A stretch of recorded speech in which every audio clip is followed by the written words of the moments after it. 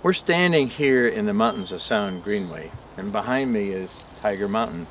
This is one of the very special places in our state, right next to an urban area, immediately adjacent to I-90, and providing the kinds of a break from the hectic urban areas that we have here in the Puget Sound area. One of the issues that we face as we continue to have enormous population growth in the Puget Sound area, we expect 1.5 million to 2 million people over the next 15 to 20 years. And the question is, where are we going to put all of those folks? And of course, the least expensive land is the next suburban, the next rural area on down the road. And what we have seen is small forest landowners having the value of their properties appreciate tremendously. Because of the very strong regulations that we have in forestry here in the state of Washington, it's hard to be able to generate revenue from their lands. And so many small forest landowners see the economic opportunity to take their lands from forestry and move it into residential areas. And as a result of that, we're losing some beautiful, beautiful forests.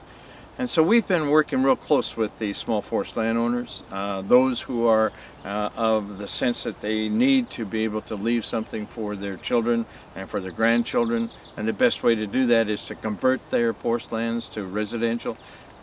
We're working with them to be able to provide incentives, to be able to make sure that those lands stay in forestry, and to be able to keep residential areas in the urban area and not in the rural area.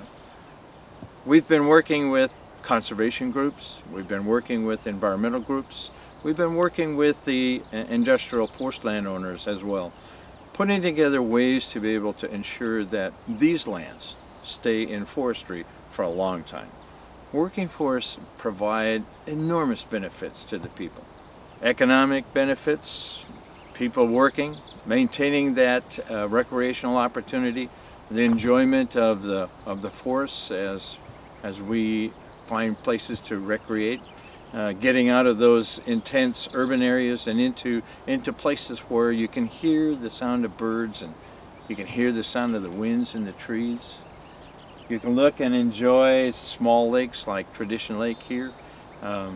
These are the beautiful places of the state, and we need to conserve them and keep them working, keep them viable for this decade, for the next 50 years, for the next 100 years.